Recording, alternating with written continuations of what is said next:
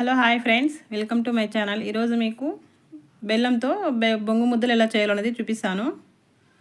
ఇలా సింపుల్గా ఈజీగా చేసుకోవచ్చు అనమాట. పక్కా కొలతలతో ఇలా చేసుకుంటే చాలా బాగా వస్తాయి బొంగులు. నేను ఇక్కడ ఒక కప్పుతోటి 3 కప్పులు బొంగులు తీసుకున్నాను. 3 కప్పుల బొంగులకి 1 కప్పు బెల్లం తీసుకోవాలి అనమాట.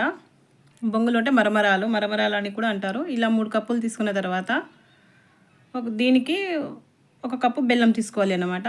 చక్కెర అయినా కూడా ఒక కప్పు తీసుకోవాలి. ఇలా 1 కప్పు బెల్లం తీసుకున్న తర్వాత అందులో కొంచెం నీళ్లు పోయండి పాకం రావడానికి. ఇలా మొత్తం బెల్లం కరిగిన తర్వాత ఉడికిపోయిన తర్వాత అందులో కాస్త ఇలాచి పౌడర్ వేసుకోవాలి టేస్ట్ కోసం. అలా వేసుకున్న తర్వాత మనం పాకం వచ్చిందా లేదా అనేది ఒక గిన్నెలో నీళ్లు తీసుకొని అందులో మనం ఇలా చేస్తే మనం పాకం తెలిసిపోతుంది అనమాట. మనకు గడ్డ పాకం కావాలి అనమాట. ఇలా అంటే చేతికి వచ్చేయాలి. అలా వస్తే మనం మరమరాలు మంచిగా ముద్దగా వస్తాయి అన్నమాట, విడిపోకుండా ఉంటాయి. మెయిన్ మనకి ఇది ఇంపార్టెంట్ అనమాట పాకం. ఇప్పుడు చూడండి చేతికి వస్తుంది అనమాట. ఇలా చేతికి చేస్తే అలా మనకు పాకం వచ్చినట్టు అర్థం. అప్పుడు మనం ఈ బొంగుల్ని అందులో వేసి కలుపుకోవాలి. స్టవ్ ఆఫ్ చేసుకొని అలా కలుపుకొని చల్లారిన తర్వాత మనం ముద్దలుగా ఉత్తుకోవాలన్నమాట, చేయాలి. ఇలా మొత్తం కలిసేటట్టు కలుపుకోవాలి.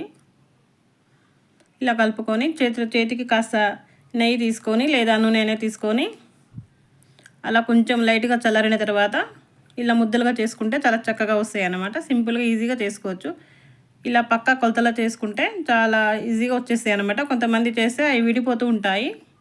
ఇలా 3 కప్పుల బొంగులకి 1 కప్పు బెల్లం అయితే సరిపోతుంది కరెక్ట్గా. ఇలా చేసుకుంటే చాలా సింపుల్గా వచ్చేస్తాయి అన్నమాట.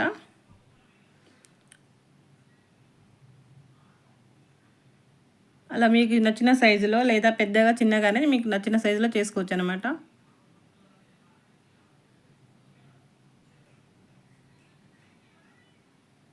అంతేనండి, చాలా సింపుల్. సమ్మర్లో ఇలా చేసి పిల్లలకి ఇచ్చేస్తే చాలా బాగుంటుంది. ఇలా స్నాక్స్ చేసి ఇస్తే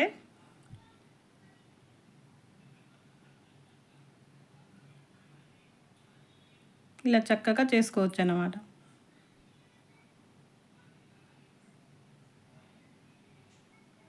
లేదా 2 చేతులతోటైనా కూడా ఇలా చూడండి చాలా గట్టిగా వచ్చేస్తాయి అన్నమాట. ఇలా అయినా కూడా చేసుకోవచ్చు.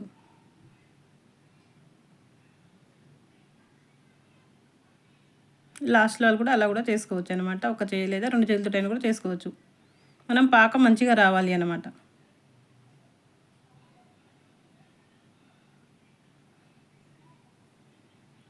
అంతేనండి, చాలా సింపుల్.